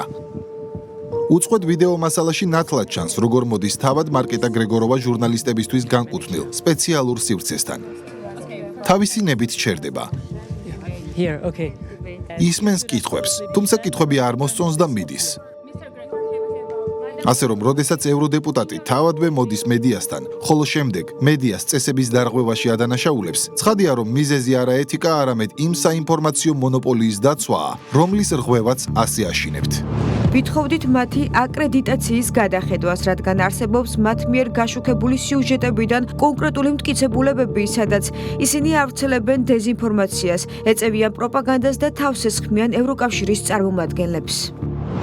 რეალურად კი ფაქტია, რომ ევროკრატიული მანქანა ორველისეულ ენაზე ალაპარაკდა. როდესაც ადგილობრივ რადიკალებსა და მათ ევროპელ ლობისტებს სიმართლე არ მოსწონთ, მას დეზინფორმაციას არქმევენ. სინამდვილეში კი მათ აშინებთ მედია, რომელიც პირდაპირ ამბობს იმას, რასაც გარედან მართული ქართული არხები საგულდაგულოდ მალავენ. მაგალითად, პროოპოზიციური პროპაგანდა არ გეტყვით, რომ ბრიუსელი წევრი სახელმწიფოებისგან არა თუ ითხოვს, არამედ კატეგორიულად მოითხოვს მაგალითად LGBT ქორწინების დაკანონებას. არ გეტყვიან, რომ სწორედ ახლახანს ზეწოლის შედეგად პოლონეთს მოუწია პირველი გეი ქორწინება დაერეგისტრირებინა. კიდევ ერთი იარლიყი პრორუსული პროპაგანდა. გამოიყენება მაშინ, როდესაც ქართველი მაყურებელი იგებს იმას, რაც ბრიუსელის ფილტრში არ გადის. ევროკრატიის კონტროლქვეშ მოქცეული მედია გიმალავთ იმ მასშტაბურ კორუფციას, რომელმაც უკრაინა მოიცვა. სწორედ ამ ფაქტების გაშუქების გამო ბრიტანეთი იყო პირველი, ვინც აბსურდული არგუმენტით დაასანქცირა იმედი და პოსტივი. სიმართლე რუსულ დეზინფორმაციად მონიშნა. თითქოს ფაქტების აღწერა უკრაინის სახელმწიფოებრიობას უქმნიდა საფრთხეს. რუსულ პროპაგანდად ინათლება ისიც, როდესაც მედია, რომელიც ევროკრატებს არ მოსწონთ, ქართველ მაყურებელს ევროკრატიის რეალურ სახეს აჩვენებს. იმ ხალხის სახეს, რომლებიც ჩვენს ქვეყანას დიდაქტიკური ტონით ჭკუას არიგებენ, თავად კი სკანდალებში იხჩობიან. მაგალითად, ევროკრატია ვერ პატიობს არაკონტროლირებად მედიას ევროპარლამენტის კორუფციული სკანდალის, კატარგეითის შეხსენებას. ვერ პატიობს საგარეო მოქმედებათა სამსახურში მოგერინის კორუფციულ სკანდალებზე, ან ევროკომისიის პრეზიდენტის ფარულ გარიგებებზე ფაიზერთან გავრცელებულ ინფორმაციებს ქართველი მაყურებლისთვის, რადგან სიმართლე ევროპული ბიუროკრატიის ხელოვნურად შეკოწიწებულ იმიჯს აანგრევს, რაშიც დიდ ფულს, რესურსსა და ძალისხმევას ხარჯავენ კონტროლირებადი პროპაგანდით. და ბოლოს, რა არის თავდასხმა ევროპარლამენტარებზე? მათი გაგებით თავდასხმა ყოფილა ფაქტობრივი შეცდომებით გაჯერებული ანტიქართული რეზოლუციების მხილება. თურმე დეზინფორმაციაა, როდესაც მაყურებელი იგებს, რომ კონკრეტული ევრობიუროკრატები რადიკალურ ქუჩის პროტესტებს ახალისებენ. სწორედ ეს სიმართლე აშიშვლებს მოქმედი ევროპული ბიუროკრატიის ნეოკოლონისტურ დამოკიდებულებას და ამიტომაც სურთ იმ არხების მოგუდვა, რომლებიც მათ ბრძანებებს არ ასრულებენ. უფრო მეტიც, რომ არა პოსტივი, იმედი, რუსთავი ორი ან საზოგადოებრივი მაუწყებელი, ქართველი მაყურებელი ვერასდროს გაიგებდა უკრაინის უშიშროების საბჭოს მდივნის, დანილოვის მიერ, საქართველოს ომში ჩართვის მოწოდებებს ჯერ კიდევ ომის დაწყებიდან მალევე. თუ დნესტრისპირეთი და საქართველო დღეს ყველანი დაკავებულნი იქნებიან თავიანთი ტერიტორიების დაბრუნებით, ეს აუცილებლად დაგვეხმარება, რადგან რუსებს ექნებათ რაიმე გასაკეთებელი გარდა ჩვენი ქალაქებისა და სოფლების განადგურებისა, ჩვენი ბავშვებისა და ქალების მკვლელობისა. ეს ინფორმაცია არც ერთ პროოპოზიციურ მაუწყებელს არ გაუშვია და მათგან საზოგადოება ვერასდროს გაიგებდა იმასაც, თუ როგორ ცდილობდნენ პოლონელი ექიმები სააკაშვილის ბიოლოგიური ნიმუშის მოპარვას, რაც იყო წინასწარ დაგეგმილი პროვოკაციის ნაწილი ქვეყნის წინააღმდეგ, რათა შეექმნათ ცრუსაბაბი მოწამვლის მითისთვის, რაც ქვეყანაში არეულობის საბაბი უნდა გამხდარიყო. სწორედ ამ სიმართლის ტირაჟირებას ვერ პატიობს ევროკრატია თავისუფალ ქართულ მედიას და ცდილობს მის გაჩუმებას. ევროკრატები და მათი გავლენით მართული ქართული მედიები უმალავენ საზოგადოებას იმ ორმაგი სტანდარტების შესახებ, რითაც ევრობიუროკრატია ხელმძღვანელობს. გვახსოვს, როგორ ახალისებდნენ ძალადობას და ლობირებდნენ რადიკალურ პროცესებს, როდესაც საქართველომ გამჭვირვალობის შესახებ კანონი მიიღო. გავიდა დრო და ევროკავშირის წევრმა ქვეყნებმა ერთმანეთის მიყოლებით თავად მიიღეს ის კანონი, რომლის გამოც საქართველოში რევოლუციის მოწყობას აფინანსებდნენ. რომ არა პოსტივი, იმედი ან რუსთავი ორი, ქართველი მაყურებელი ამ ორმაგი სტანდარტისა და კოლონიალისტური მიდგომის შესახებ ვერაფერს გაიგებდა. და ევრობიუროკრატიაზე ექნებოდა მხოლოდ იმგვარი ხელოვნურად შექმნილი წარმოდგენა, როგორადაც ოპოზიციური მედია წარმოაჩენს მათ.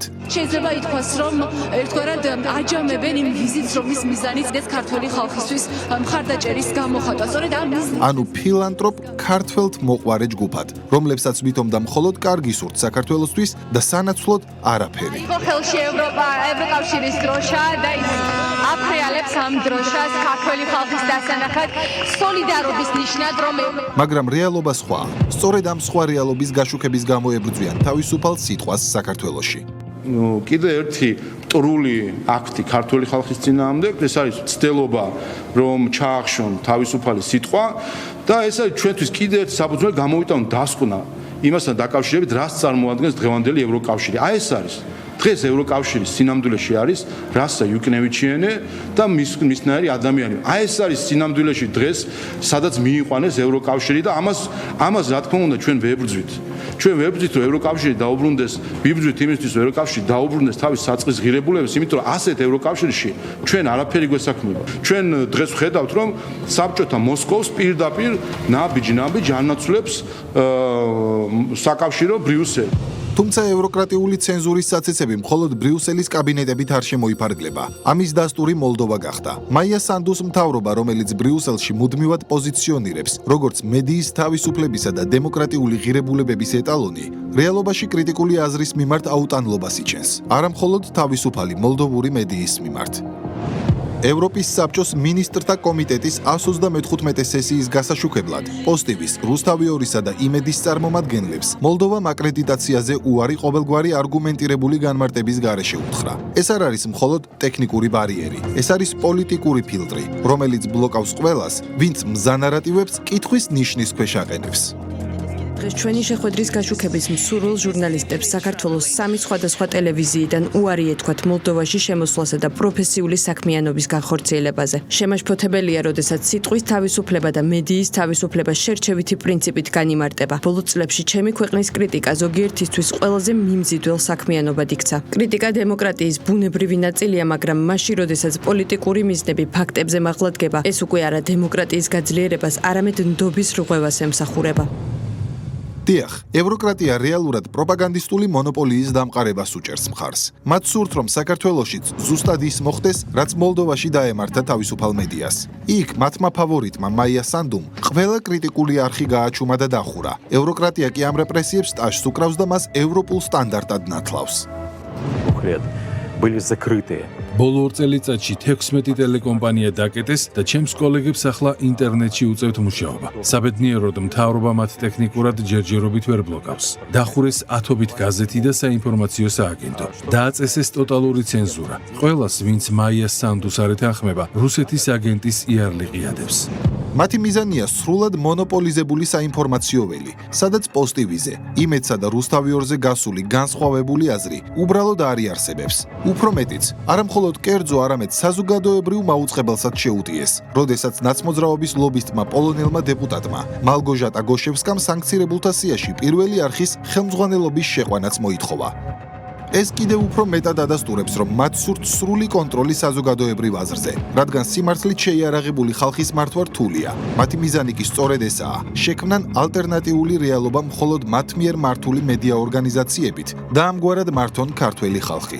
შედეგად კი ქვეყანა აქციონ გეოპოლიტიკურ პაიკად, რომელსაც საკუთარი ინტერესებისთვის ნებისმიერი მიმართულებით გაწირავენ, როგორც ამას 2022 წლიდან აქტიურად ცდილობდნენ, მეორე ფრონტის გახსნის მოთხოვნით, რაც მაშინ სწორედ იმ მედიებმა ამხილეს და მიიტანეს საზოგადოებამდე, რომელსაც ახლა ასე აქტიურად დევნიან. ხედავთ, რომ ევროპული სტრუქტურები პრაქტიკულად სრულად კარგავენ სახეს, მათთვის არაფერს ნიშნავს მედიის თავისუფლება, რაც დაიწყო ბრიტანეთმა, ის გააგრძელა ახლა ევროპარლამენტმა, არის სრულიად სამარცხვინო, რა თქმა უნდა, არავითარ სტანდარტებში არ ჯდება ის გადაწყვეტილება, რომელიც მათ მიიღეს. მედიის თავისუფლება არაფრად უღერს ევროპარლამენტს, ძალიან ემსგავსება, უკვე დაემსგავსა უბრალოდ ევროპარლამენტი საბჭოთა კავშირის უზენაეს საბჭოს. ეს არის ტრაგიკული მდგომარეობა და რა თქმა უნდა, დროს არ გვიგვირს, რომ კონკრეტული პოლიტიკოსები, რომლებიც ასეთი ინიციატივებით გამოდიან, სარგებლობენ ძალიან საეჭვო რეპუტაციით, საეჭვო წარსული აქვთ მათ.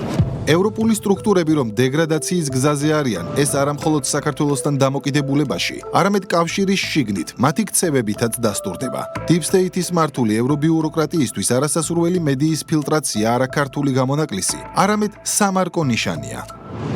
ადრე გამოვაქვეყნე ანგარიში ნარატივის კონტროლი, სადაც განვიხილავდით ციფრული სერვისების აქტს, მედიის თავისუფლების აქტს და სხვა საკანონმდებლო ინიციატივებს. ერთობლიობაში ეს ყველაფერი აჩვენებს, რომ ევროკავშირში სისტემური ბრძოლა მიმდინარეობს სიტყვის თავისუფლების წინააღმდეგ. მათ აქვთ ზიზღი რიგითი ადამიანების მიმართ, ფიქრობენ, რომ ევროპელ ხალხს ჭირდებათ ზემდგომი ექსპერტები, რომლებიც ეტყვიან, რა არის მისაღები და რა არა. ეს არის ავტორიტეტი ავტორიტარიზმი მათ ეშინიათ მასების, რადგან თავისუფალი სიტყვა არაპროგნოზირებადია. სიტყვას აქვს ძალა შეარყიოს სტატუს-კვო და მათი ლეგიტიმაცია. თუ დავფიქრდებით, ევროპარლამენტიდან დაწყებული საჯარო დისკუსიებითა და მედია დისკუსიებით დამთავრებული, ყველა ერთსა და იმავე ენას იყენებს. ენაზე კონტროლი სინამდვილეში აკონტროლებს იმას, თუ რას ვფიქრობთ, რას ვანიჭებთ მნიშვნელობას და რაც მთავარია, რა ალტერნატივები შეიძლება არსებობდეს.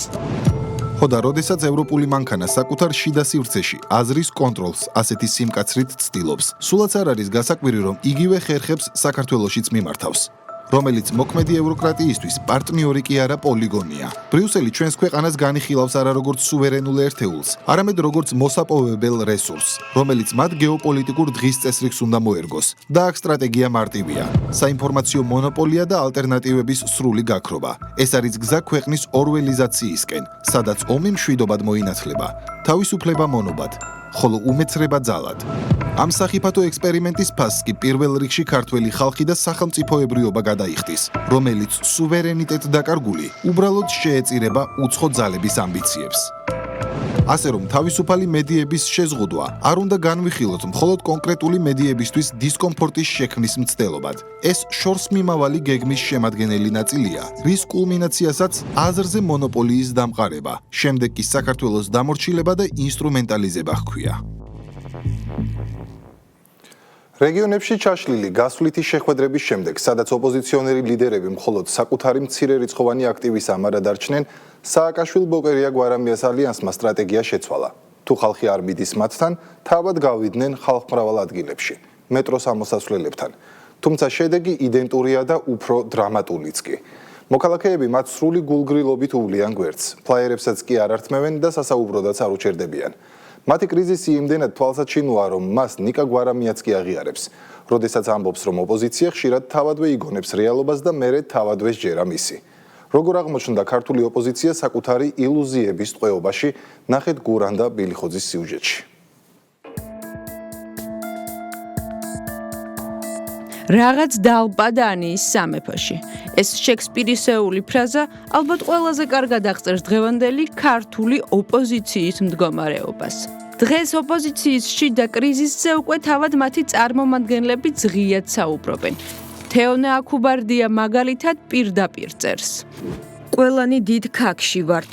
შიდა დაპირისპირებები, მუდმივი კონფლიქტები, ერთმანეთზე თავდასხმები და მძიმე ბრალდებები თავისებურ არომატს პოლიტიკურ ველზე მართლაც ტოვებს. სააკაშვილი სახალხო ლიდერს ეძებს, დანარჩენი ოპოზიცია ხალხს. ოპოზიციაც უმძიმეს კრიზისშია, ის გადაიქცა ტელეეთერებიდან და ფეისბუქებიდან მოსაუბრე პოლიტმიმომხილველებად, რომლებიც დამატებით კიდევ ერთმანეთთან გადაკიდებულ კუტოკებადაა დაყოფილი. რეგიონებშიც თუ გადიან ლიდერები ისევ საკუთარი ძველი აქტივის სანახავად და ერთმანეთის გასამხნევებლად. ჩვენს სასწრაფოდ გვჭირდება ჩვენს საფუძვლებთან დაბრუნება, რევოლუციური ტალღა. მაგრამ არც ხალხია, არც რევოლუცია და არც ლიდერი. თამარ ჩერგოლეიშვილი გაოცებულია. უკვირს, ხალხი რომ ხვდება და მიყურებს ეცინებაო. ანუ არსებობს ხალხი, რომელიც რო დამინახავს ეგრევე სიცილს იწყებს. ვიდეოს ბოლოს კარგად ჩანს, როგორი ღიმილით ესალმება ის საკუთარი ავტომობილიდან გამრვლელს იმ იმედით, რომ უცნობიც მის მიმართ სიმპათიით არის განწყობილი. თუმცა, როგორც ჩანს, მეორე მხარისგან აგრესიას აწყდება. ამიტომაც უცებ იცulis ემოციას და კამერის წინ უცნობი მოქალაქის მიმართ უკვე მხოლოდ აგრესიას ავლენს. რიგითი მოქალაქის რისხვა თავს ზურაბ გირჩი ჯაფარიძესაც ატყდება. საქართველოს აუცილებლად ჭირდება ერთიანობა და განვითარება. ჭირდება ერთიანობა და განვითარება საქართველოს ჭირდება წინსვლა და ზურა გირჩი ჯაფარიძეს აგინებენ ამ მომენტში ბატონო. ეხა ეგეც ვიცი ხა. მაგრამ ჩერგოლეიშვილისგან განსხვავებით როგორც ჩანს, მას არც უკვირს. შეურაცხყოფა რატომ მოგაყენეს და ვინ იყო ხოვარიციანი ვარ და იმიტომ ალბათ. რეგიონებში ხალხი ვერ შეკრიბეს და ანონსებული გასვლითი შეხვედრები ჩაეშალათ. 26 მაისს მოსაწყვეტს რატო არ მართოთ? არ მოდიხართ 26 მაისს? რეგიონებში შეხვედრა რატომ შეწყვეტა? რა შეშე რეგიონები კაცო? დამიზახეთ პირდაპირ მოგიყვებით როგორი რთულია რეგიონებში და რატო შეწყვეტა? რატომ არ რთულია? რატო არ მართვეთ ამას? ამას რატო არ მართვეთ? რეგიონებში შეხვედრა ვიხუმრე. და მერე ყველაფერი კლასიკის მიხედვით განვითარდა. როცა ხალხი არ მივიდა ალიანსთან, ალიანსი გავიდა ხალხთან. ამიტომაც ხალხმრავალ ადგილებთან, მეტროს ამოსასვლელებთან დადგა. თუმცა უშედეგოდ, ინტერესს ხალხი არც აქ იჩენს. კადრში კარგად ჩანს, როგორ გულგრილად ულიან გიორგი ვაშაძეს გვერდს. ზოგი მოსაწვევ ფლაიერებსაც არიყრებს, მაგრამ ვინც იღებს ის მათთან, ჭეშმარიტ რევოლუციაზე ან ჭეშმარიტ პოლიტიკაზე საუბარს არ აპირებს. სასაუბროდაც კი არ უჩერდებიან. ერთ-ერთ ეთერში წამყვან იმას პირდაპირ ეუბნება. ხალხს თქვენთვის ხელის ჩამორთმევის სურვილიც არ აქვსო. კადრების მიხედვით თქვენთვის ხელის ჩამორთმევის სურვილიც კი აი ხა ნახეთ, ამასაც ვიტყვი. არადა ვაშაძე და ჯაფარიძე უკვე მორბენელ სტრიქონს გვანან. უკვე სარეკლამო კონტენტს ქმნიან. ხან შოთის პურს არეკლამებენ, ხან ღვინოს. რეკლამის დროს კი 25 კადრის ეფექტით ყველას 26 მაისის შეკრებაზე ეპატიჟებიან. აქ გარშემო მოვიარეთ ცოტა მილასტიკერეთ ჩვენებურად ლაერები დავარიგეთ. ვაშაძე საუბრობს. ხალხთან ვერა, სიცარიელის ფონზე ტელეფონის კამერის წინ, რომელიც ხელში გირჩს უჭირავს. მოკლედ ყველაფრის როლში თავად არიან ოპოზიციის, პოლიტიკოსის, ოპერატორის, მემონტაჟის, ხალხის. მაგრამ რისთვის სჭირდებათ ეს ხალხი? არჩევნები არ არის. რევოლუციას როგორც თავად ამბობენ, ვერ აწყობენ. მეორე მხარეს ლაპარაკობენ ადამიანები და შეფასებას გთხოვენ ამ ქმედებას რევოლუციური სცენარი და ბოდიშტონან ტრაკი გვაქვს ამ რევოლუციური სცენარის. ვინც ხადაგებდა ამას ყველაფერს აჩვენა რა ქონდა ტრაკი, აღმოჩნდა რომ უკაცრავად არაფრის ტრაკი არ ქონიათ. ამ კითხვაზე ორნაირი პასუხი აქვთ. ერთი ოფიციალური და რომანტიული. ხალხთან ერთად სურთ საქართველოს დამოუკიდებლობის აღნიშვნა და ზეიმი. 26 მაისს კი აქ ყველანი ერთად შევიკრიბებით რუსთაველზე. აბა ველი თქვენს გამოხმაურებას. მეორე აღიარებითი და რეალური. იმდენად გაკოტრებულნი არიან, რომ მანდატი სჭირდებათ. ერთ-ერთ ინტერვიუში ვაშაძე ამბობს კიდეც. ხალხის მანდატი გვჭირდება, იმიტომ რომ ვიღაც რომ გვეკითხება ვისი სახელით საუბრობ, აჩვენო. მოგვეცით თქვენი ნდობის მანდატი. ზურაბ გირჩი ჯაფარიძე მიცის სასწაული არ მოხდება, მაგრამ ფიქრობს იმდენი მაინც უნდა შეიკრიბონ, რომ რწმენა დაიბრუნონ. 26 მაისი არ არის თარიღი, როცა ჩვენ რაღაცა ვიძახთ 26-ში რაღაცა სასწაული მოხდება, მე არ მაქვს ეგ მოლოდინი. წვენა მივცეთ ისევ ერთმანეთს, ჭირდებათ მათ შორის პატრიოტებს, რომლებიც ციხეში არიან, რომ მათ დაინახო, რომ გარეთ ადამიანები აგზელებენ ბრძოლას. ჭირდებათ მათ შორის ჩვენ მეგობრებს დასავლეთში. ალბათ პოლიტიკაში დარჩენის იმედზეა საუბარი. გამოდის ლეგიტიმაციის დეფიციტი აქვთ. პროპაგანდა, სოციალური ქსელები და აქტივისტური სივრცე, ეგრეთ წოდებული უწყვეტი აქციები და წყვეტილი პროტესტები აღარ ყოფნით. იმის ჩვენებაც სჭირდებათ, რომ მათ უკან საზოგადოება დგას.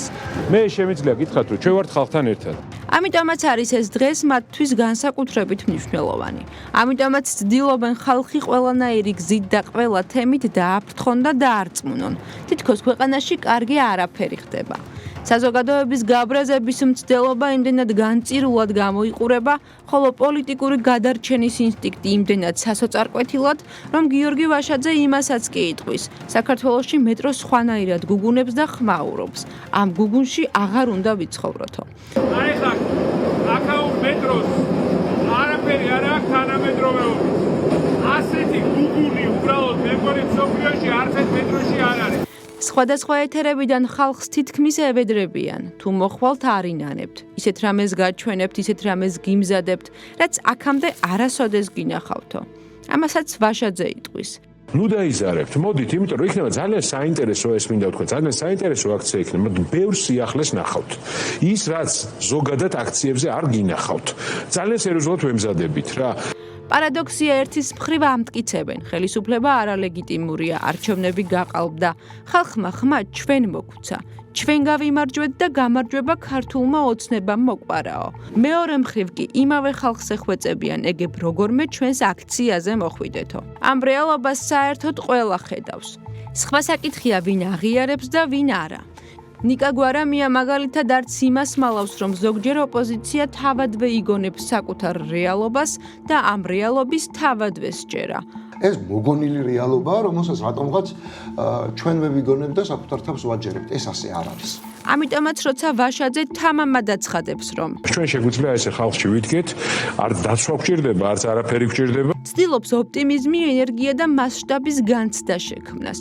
გვარამია აღიარებს, რომ სინამდვილეში რო გითხრა რომ საკმარისი მგონია ეხლა რაც ხდება, ძალიან მოგატყუებს, სხვა თუ არაფერი, ჩანს შედეგზე რომ ეს საკმარისი არ არის. ამბობს, რომ ოპოზიცია უმძიმეს კრიზისშია, დაყოფილია, მხოლოდ ლაპარაკობს და ახალ კონფლიქტებთან ერთად ძველი გადაუჭრელი დაპირისპირებებიც არსებობს. ეხლა როგორ რა ხდება ალიანსში ხო ხედავთ? არ არის მარტივი ვითარება. ანუ სანამ გიორგი ვაშაძე ილუზიურ ერთობაზე საუბრობს და პოლიტიკურ სცენებს აწყობს, მეტროს ზემოთ თუ მეტროს ქვემოთ, ნიკა გვარამია სრულიად სხვა სურათს ხატავს. არ არის მარტივი ვითარება. ის კონტრასტს ქმნის და მძიმე რეალობას აჩვენებს. ოპოზიცია კრიზისშია, დაყოფილია, შიდა კონფლიქტებით სავსეა და თავადაც აღარ ჯერა, რომ არსებული ფორმით საკმარისია. დისკუსიაში ციხიდან მიხეილ სააკაშვილი ერთვება. ფაქტობრივად აღიარებს, რომ ოპოზიციაში არსებობს ბაბლი, დახურული პოლიტიკური და მედიური წრე, რომელიც ლიდერებს საკუთარი გემოვნებით არჩევს. მაგალითისთვის ლევან ხაბეიშვილი მოჰყავს, რომელსაც მისივე თქმით ოპოზიციური ბაბლი, ვერა ვაკე და მედიის უმეტესობა მუდმივად დასცინოდა. ამას წინათ ინგა გრიგოლიამ მკითხა ტელეეკრანიდან თუ ლევან ხაბეიშვილის სახალხო ლიდერად მიმაჩნია, რატომ გაუშვიო პარტიის თავმჯდომარეობიდან. მაშინ მისი სხვაგან გადასვლა ჩვენი ერთობლივი გადაწყვეტილება იყო და ვინაიდან არჩევნებამდე ცოტა დრო რჩებოდა. ჩვენი გადაწყვეტილება უკავშირდებოდა იმას, რომ ოპოზიციის ბაბლის, პირობითი ვერავაკის, მედიის უმეტესობა მის წინააღმდეგ დაირაზმა. აბუჩადიგდებდნენ, ინგლისურის არ ცოდნას უწუნებდნენ და ასე შემდეგ. მოკლედ ამბობენ, რომ გამარჯვების ფორმულა აქვთ. სანქცია და ალტერნატივა, იმიტომ რომ არის ხალხი, ვისაც ეს აინტერესებს, ხო? თუმცა რეალობაში არც აქციები მუშაობს. ცარიელ ქუჩებში დგანან, არც სანქციებმა მოიტანა მათთვის სასურველი შედეგი და ვერც ხალხმა დაინახა მათი ალტერნატიული ძალა. ნიკა გვარამიას პირდაპირ უკვირს, რატომ ვერ დაინახა ხალხმა ალტერნატივა მასში, ხოშტარიაში, ჯაფარიძეში, ვაშაძეში და ან სხვა ოპოზიციურ ლიდერებში. რატომ ვერ დაინახა მე, რატომ ვერ დაინახა მელია, რატომ ვერ დაინახა ხოშტარია, რატომ ვერ დაინახა ჯაფარიძე, რატომ ვერ დაინახა ვაშაძე. გამოვიდა სააკაშვილი. დესტრუქციული გეგმა აქვთ, მაგრამ რევოლუციის მოწყობის რესურსი არა. ამას 26 მაისის მზადებაც კი აჩვენებს. ზოგი ამას ხედავს და აღიარებს, მაგალითად იგივე გვარამია, მაგრამ ზოგს ისევ სწამს, რომ პრობლემა მხოლოდ სააკაშვილშია. ის რომ გაჩუმდეს, ყველაფერი აეწყობა. სააკაშვილი ფიქრობს, რომ პრობლემა ალიანსშია. ყველა მის გარშემო რომ გაერთიანდეს, რევოლუცია შედგება. მოკლედ, ყველა საკუთარი ძალისა და მნიშვნელობის დემონსტრირებას ცდილობს. ყოფილები ხან რიგდებიან, ხან ისევ ერთმანეთთან კონფლიქტში შედიან. ამ ყველაფერს კი ხალხი უკვე უფრო სანახაობად უყურებს. ოპოზიციური ფსევდოპოლიტიკური პროცესი ზოგჯერ კომიკურ შოუს გავს. ზოგჯერ კი მძაფრ სიუჟეტიან სერიალს. ამიტომაც ეცინებათ ჩერგოლეიშვილის დანახვაზე. ნიკა გვარამიას პოლიტიკურ ლექსიკონში ახალი ტერმინი შემოაქვს. ქართული პოლიტიკას არ ჩამოუვარდება ყოფილების შერიგებაზე უფრო ემოციური ხალხისთვის. აი რა მართლა მასობრივი ორგაზმს რო იწვევ. არ მე არავის დააფერი არ ჩერიგებელი. მით უმეტეს ყოფილებდა. მისი აზრით გამოდის, რომ ხალხზე ყველაზე მეტად მოქმედებს პოლიტიკური თეატრი. ყოფილების შერიგება, ძველი მტრების ერთად დადგომა, მოულოდნელი ალიანსები და ემოციური სცენები. ფაქტობრივად თვითონვე აღწერს პოლიტიკას როგორც ემოციებზე, სანახაობასა და დრამებზე აგებულ პროცესს. ეს თეატრი კი ხალხმა უკვე იმდენჯერ ნახა, რომ ემოციური მუხტი სკეპტიციზმმა ჩაანაცვლა, ხოლო პოლიტიკური დრამა მიუღებლობა. 26 მაისს ეს კიდევ ერთხელ გამოჩნდება, მაგრამ რა იქნება შემდეგ? როცა შექსპირისეულ არომატს, როცა დანიის სამეფოში რაღაც დალპა, შექსპირისეული შეკითხვა, ყოფნა თუ არ ყოფნა დაემატება. ქვეყნის სავაჭრო ქსელებში უკვე რამდენიმე დღეა ამოქმედდა სპეციალური სამომხმარებლო კალათა, რაც მოქალაქეებს ყოველდღიური ხარჯების შემსუბუქების რეალურ შესაძლებლობას აძლევს. დროებითი საპარლამენტო კომისიის მიერ მომზადებული დოკუმენტი აჩვენებს, რომ ეს პროცესი ერთჯერადი აქცია არ არის. პირველი ეტაპი სპეციალური შეთავაზებების ამოქმედება უკვე სახეზეა. წინ კი საშუალოვადიანი სისტემური რეფორმები და გრძელვადიანი სტრატეგია დგას, რომელმაც გლობალური ეკონომიკური გამოწვევების ფონზე ჩვენი მოქალაქეების ყოველდღიურობა მყარად უნდა დააზღვიოს. როგორ მუშაობს მეწარმიდან დახლამდე არსებული ფასწარმოქმნის ჯაჭვი, რა პრინციპით შეირჩა ფრანგულ ბერძნული სოციალური მოდელი და როგორ გეგმავს ხელისუფლება ბიზნესის თავისუფლების პარალელურად მომხმარებლის ინტერესების გრძელვადიან დაცვას. ანი ნადირაშვილი გიამბობთ. უკვე რამდენიმე დღეა საქართველოს ქსელურ მარკეტებში სამომხმარებლო კალათის სპეციალური შეთავაზება მოქმედებს. გამოიყო ზონები და მოინიშნა სპეციალური დახლები, რათა მომხმარებელმა მარტივად და სწრაფად იპოვოს აქციაში ჩართული ის პროდუქტები, რომელსაც ამიერიდან ფასდაკლებით შეიწენს. მომხმარებელი მარტივად დაინახავს კონკრეტულად რომელი საქონელია სამომხმარებლო კალათის ფარგლებში გაიაფებული ან სპეციალურ ფასად შეთავაზებული. მისი მთავარი იდეა მომხმარებლის ინტერესებზე მორგებული გარემოს შექმნაა. ეს ინიციატივა შემთხვევით არ გაჩნდა გლობალურმა ინფლაციურმა პროცესებმა, ენერგომატარებლებისა და ტრანსპორტირების გაძვირებამ, პირველადი მოხმარების პროდუქტების ფასებიც გაზარდა. პრემიერი ამ თემაზე ღია დისკუსიას გახსნის. მთავრობის ადმინისტრაციაში სამუშაო ჯგუფი შეიქმნება. პარლამენტში დროებითი საპარლამენტო კომისია. ხელისუფლებას სურს საკითხი კარგად შეისწავლოს, რათა გადაწყვეტილებები დაბალანსებული, შეთანხმებული და ბაზრის რეალობაზე მორგებული იყოს. ირაკლი კობახიძე იტყვის: მოქალაქეებს ფასების შემცირება აინტერესებთ და ხელისუფლებაც სწორედ ამაზე იწყებს მუშაობას. საზოგადოება საინტერესებს რა თქმა უნდა ფასების შემცირება, პირდაპირ არის სუბიექტურად ბუნებრივია თითოეული მოქალაქე ამაში დაინტერესებული. ჩვენც გვაქვს იგივე ინტერესი. ეს არის ობიექტური ინტერესის და გნებავთ სუბიექტური ინტერესის, იმიტომ რომ რაც უფრო მეტად არის კმაყოფილი საზოგადოება, ეს ბუნებრივია მით უკეთესია ხელისუფლებისთვის, ეს სუბიექტური ინტერესიც არის ბუნებრივია. ამიტომ ჩვენ არ შევშენდით დისკუსიის გახსნას მიუხედავად იმისა, რომ საკითხი იყო ძალიან გრძნობიარე და როდესაც საკითხი არის გრძნობიარე სოციალური კუთხით, რა თქმა უნდა, ექსპეკულირებაც ადვილია. ხელისუფლება რთულ და მგრძნობიარე დისკუსიას იწყებს, თანაც ღიად და საჯაროდ. საზოგადოებას პირველად ეძლევა შესაძლებლობა თვალი მიადევნოს ფასწარმოქმნის პროცესს. ბევრს არც კი ჰქონდა წარმოდგენა, რამდენი ეტაპისა და რამდენი შუამავლისგან შედგება ის ჯაჭვი, რომელიც პროდუქტის დახლამდე მიტანას უზრუნველყოფს. აღმოჩნდა, რომ პროდუქტის საბოლოო ფასი მხოლოდ წარმოების ღირებულებით არ განისაზღვრება. ფასს გზაში ემატება ტრანსპორტირება, ლოჯისტიკა, იმპორტი, დასაწყობება, შუამავლები, სავაჭრო ქსელები და კომერციული მარჟები. ფაქტობრივად საზოგადოება პირველად დაინახავს, როგორ მუშაობს მთელი ეს სისტემა მეწარმიდან დახლამდე. პარლამენტის დროებითი კომისია ამ სისტემაში მონაწილე ყველა რგოლის წარმომადგენელს შეხვდება: ბიზნესმენებს, დისტრიბუტორებს, მწარმოებლებს, რითეილ სექტორის წარმომადგენლებს, ფარმაცევტებს და ნავთობკომპანიებს. 11 სხდომას გამართავს, 80-მდე კომპანიას მოусმენს. 3 თვის შემდეგ კი 104 გვერდიან დასკვნას დადებს კონკრეტული რეკომენდაციებით. როგორც კომისიის თავმჯდომარე განმარტავს, კომისიის მიზანი დამნაშავის ძებნა არ არის. მთავარი ამოცანა პრობლემის იდენტიფიცირებაა, პროცესების გაანალიზება და გამოსავლის პოვნა. დიდი სამუშაო ჩატარდა 80-ზე მეტ კომპანიას შეხვდით, შევისწავლეთ აღნიშნული კომპანიების ბიზნეს მოდელები, კომერციული ურთიერთობები, ფინანსური სტაბილურობა.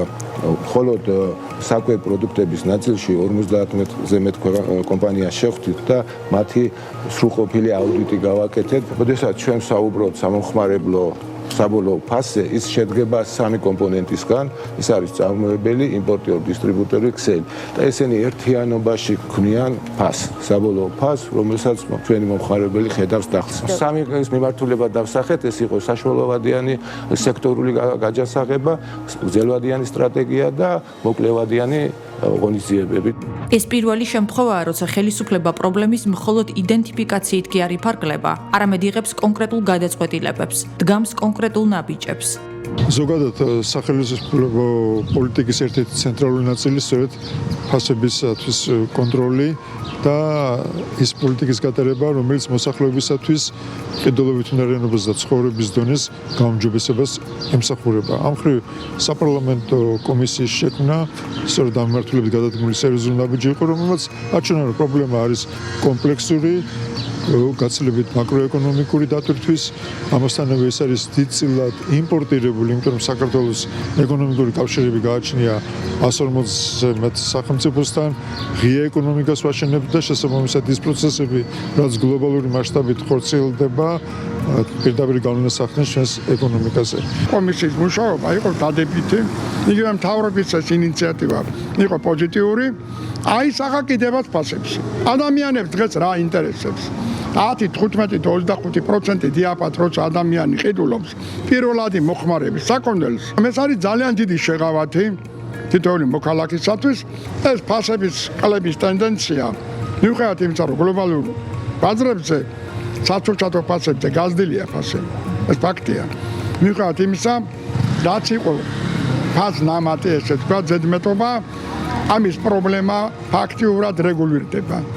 წლების განმავლობაში მიიჩნეოდა, რომ თავისუფალი ბაზარი ფასებს თავად არეგულირებს. თუმცა თანამედროვე გამოწვევები, ომები, ეკონომიკური კრიზისები იმდენად კომპლექსურია, რომ უკვე ბევრი ევროპული სახელმწიფო იწყებს ფიქრს, როგორ შეუმსუბუქოს ეს დარტყმა საკუთარ მოქალაქეებს. პარალელურად კი დაიცვას საბაზრო ეკონომიკის პრინციპები. ამ მიმართულებით ეძებს გამოსავალს საქართველოს ხელისუფლებაც. გაზიარებული იქნა რამდენიმე ევროპული ქვეყნის გამოცდილება. როდესაც საფრანგეთში ინფლაცია სწრაფად გაიზარდა და ყოველდღიური პროდუქტები მოსახლეობის ნაწილისთვის რთულად ხელმისაწვდომი გახდა. სახელმწიფომ გამოსავალი სწორედ მსხვილ სუპერმარკეტებთან თანამშრომლობით მოწებნა. შედეგად ფრანგულ ქსელურ მარკეტებში ანტიინფლაციური კალათა გაჩნდა. ამ პროგრამის ფარგლებში მომხმარებლებს შესაძლებლობა მიეცათ სპეციალურად შერჩეული აუცილებელი პროდუქტები შედარებით დაბალ ფასად შეეძინათ. ხელისუფლება ბიზნესში არც მკაცრი კონტროლით ჩარეულა და არც მძიმე რეგულაციებით. აქცენტი თანამშრომლობასა და ბიზნესის სოციალურ პასუხისმგებლობაზე გაკეთდა. სწორედ ფრანგულ გამოცდილებას დაეყრდნობა საქართველოში სოციალური კალათის შექმნის იდეა.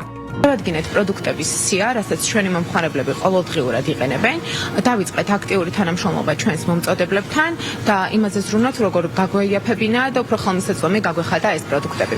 ამ თანამშრომლობის საფუძველზე 7 მაისიდან დავიწყეთ აქცია, რომელიც ყოველკვირეულად განახლდება და მომხმარებელს საშუალებას მისცემს ეს პროდუქტები შეიძინოთ უფრო მეტად ხელმისაწვდომ ფასად და ყოველდღიური საყიდლები უფრო მეტად მომგებიანი გახადონ. კომპანია აგროჰაბმა მიიღო გადაწყვეტილება, რომ წამოეწყო პროექტი, რომელიც შესთავაზებს მომხმარებელს ყოველდღიური მოხმარების პროდუქტებზე კიდევ უფრო შეყავათიან ფასებს. აღნიშნული პროექტის ფარგლებში ჩვენ შევქმნით კონკრეტული კატეგორია ტოპ ფასი, რომელიც საკუთარ თავში მოიცავს ისეთი პირველადი მოხმარების პროდუქტის კატეგორიებს, როგორიც არის ფქვილი, ზეთი, მაკარონი, ბრინჯი, კარაქი და ასე შემდეგ. ანუ ყველა ის პროდუქტი, რომელიც ჩვენი ყოველდღიურობის განუყოფელი ნაწილია. სოციალური პასუხისმგებლობის საკითხში უნივერსიტეტმა მიიღო გადაწყვეტილება, რომ ჩართულიყო პროექტში, რომლის მიზანიც არის მომხმარებლებს შესთავაზოთ პირველადი მოხმარების პროდუქტები დაბალ ფასად. ამავე პროექტის ფარგლებში შევიმუშავეთ ლოგო, რომელიც მომხმარებელს თაროზები მიანიშნებს და მარტივად ამოიცნობს მომხმარებელი ამ პროდუქტებს. აქცია იმოქმედებს 1-დან 2 კვირის ვადით თვის ჭრილში, რომელიც იქნება აუცილებლად მუდმივად. მივესალმებით ინიციატივას, რომელიც შეეხება სოციალურ პროდუქტებზე და სამოხმარებლო კალათის პროდუქტებზე ფასების კიდევ უფრო გაიაფებაზე. შესაბამისად, ჩვენ ქსელში უკვე წარმოდგენილი არის მსგავსი ტიპის აქციები დამატებითად. ახალი ტიპის აქციები განახდება 3 დღეში ერთხელ და კიდევ უფრო ღრმა ფასდაკლებებს შევთავაზებთ ჩვენს მომხმარებელს სოციალური კალათიდან და სამოხმარებლო კალათის პროდუქტებით. ფასების შეკავებისა და მომხმარებლის ინტერესების დაცვის პარალელურად თავისუფალი ბაზრის პრინციპების შენარჩუნება საქართველოს ხელისუფლებისთვისაც მნიშვნელოვანი ფაქტორია. ქართული ოცნება ხელისუფლებაში ხომ სწორედ იმ დაპირებით მოვიდა, რომ ბიზნესი დაცული იქნებოდა. ამ პირობას ხელისუფლება დღემდე იცავს. წლების განმავლობაში აჩვენებს, რომ სახელმწიფო ბიზნესში აღარ ერევა, არ ართმევს საკუთრებას, არ უზღუდავს საქმიანობას, ეკონომიკურ პროცესებს უფრო თავისუფალი წესებით მართავს. სწორედ ამ ლოგიკით იქმნება ახალი სოციალური მექანიზმიც. შეთანხმების ფორმატში ბიზნესთან თანამშრომლობით და ბაზარში მკაცრი ჩარევის გარეშე. თუმცა საქართველოს სოციალური კალათის კონცეფცია მხოლოდ საფრანგეთის გამოცდილებას არ ეყრდნობა. ქართული მოდელი საბერძნეთის საოჯახო კალათის პროგრამის ელემენტებსაც გამოიყენებს. მთავარი რაც საქართველოს ამ გამოცდილებიდან გაიზიარა, არის რამდენიმე მნიშვნელოვანი პრინციპი. სპეციალურად გამოყოფილი ზონები სუპერმარკეტებში, აუცილებელი პროდუქტების წინასწარ განსაზღვრული ჩამონათვალი. პროდუქტები განისაზღვრა პირველადი მოხმარების ყველაზე აქტუალური პროდუქტებით, მათ შორის რომელიც შედის იმ სოციალურ კალათებში, რომელიც საერთაშორისოდ არის აღიარებული. ეს არის ბრინჯი, ფქვილი, ზეთი, ქათმის ხორცი, შაქარი, წიწიბურა, გარკვეულ შემთხვევებში რძის პროდუქტი, პურფუნთუშეული და ასე შემდეგ. ფასდაკლებები გრძელვადიან შედეგებზეა გათვლილი. ამ სოციალურ პასუხისმგებლობას მხოლოდ რიტეილ სექტორი დამოუკიდებლად ვერ აიღებს თავის თავზე და ძალიან მნიშვნელოვანია მიწოდების რგოლის ყველა აქტორის მონაწილეობა ამ პროექტში. გულისხმობ დისტრიბუტორებს, მიწოდებელს და ადგილობრივ მეწარმეებს. მათი ჩართულობა ძალიან მნიშვნელოვანია იმისთვის, რომ კიდევ უფრო შეღავათიანი ფასებით და კიდევ უფრო მიმზიდველი პირობები შევთავაზოთ მომხმარებელს. შესაბამისად საუბარია არაერთჯერად აქციებზე, არამედ მექანიზმზე, რომელიც მოქალაქეს ყოველდღიური ხარჯების ნაწილობრივ შემსუბუქებაში მუდმივად უნდა დაეხმაროს. ამიტომაც ქართული სოციალური კალათა რეალურად ორ ევროპულ მოდელს აერთიანებს. ფრანგულს, რომელიც სახელმწიფოსა და ბიზნეს შორის თანამშრომლობის ფორმატს მოიცავს, და ბერძნულს, რომელიც მომხმარებლისთვის სოციალური საოჯახო კალათის სივრცეების შექმნას გულისხმობს. აი შეიცინეთ მაგალითად და რა იყო პასტაკლებით? აი ქეუზე. ძალიან მოგობილები არიან ხალხი, მოკავრო ბევრი პასტაკლებით არის პროდუქტი. ჯერჯერობით თუ ესე გაგძენდა ხო საუკეთესო იქნება მოსახლეობისთვის. შეღავათია თქვენთვის ეს პასტაკლები? კი, მოგო. თქმა უნდა, შევალთო ყოველთვის იქნება პასტაკლები. ძალიან მაყოფილები ვარ და ძალიან кайფ ფასები და ყველაფერი ნორმალური. კარგად ვივაჭეთ, მაყოფილები ვარ. ყველგან ორი და რაღაცა, 85 და кайფ ფასებია. ძირფას ფასებია. ამბოლოს ვიყავი კალათაში, რაც დამჭირდა და ჩვეულებრივ ფასთან შედარებით ძალიან ნორმალური ფასად იყო. შევამჩნიე უბრალოდ რომ შედარებით დაბალი ფასი იყო. ეს იყო ზეთი და ორცხობილა ბავშვებისთვის. არის ასეთი ვისა ფასდაკლებები. თუმცა შეიძლება ადამიანმა ისარგებლოს. სუპერმარკეტებში გვხვდება სპეციალური დახლები, სადაც არის ეს ტოპ ფასები მითითებული პირველადი მოთხოვნების პროდუქტზე. მაკარონი, შაქარი, ყავა, რაც ასევე ძალიან კარგია. თუმცა ქართული ოცნება აქ გაჩერებას და პროცესისთვის წერტილის დასმას არ გეგმავს. მუშაობა გაგრძელდება. სამომავლო პოლიტიკა ფასების შემსწავლელი კომისიის რეკომენდაციებში უკვე ასახულია. პირველი რეკომენდაცია, რაც მოკლევადიან პერიოდში პირველადი მოხმარების პროდუქტებზე სპეციალური შეთავაზებისა და შედარებით დაბალი ფასების ამოქმედებას გულისხმობდა შესრულებულია. მეორე ეტაპზე საუბარია საშუალოვადიან სისტემურ რეფორმებზე, ხოლო გრძელვადიან პერსპექტივაში სტრატეგიული დოკუმენტის შემუშავებაზე. საუბარია ისეთი მექანიზმის შექმნაზე, რომელიც ეკონომიკური შოკების დროს მოქალაქის ყოველდღიურ ხარჯებს ნაწილობრივ მაინც დააზღვევს. ეს იყო კვირის პოსტი. დიდი მადლობა რომ იყავით ჩვენთან. ერთმანეთს ზუსტად ერთ კვირაში შევხვდებით. დროებით.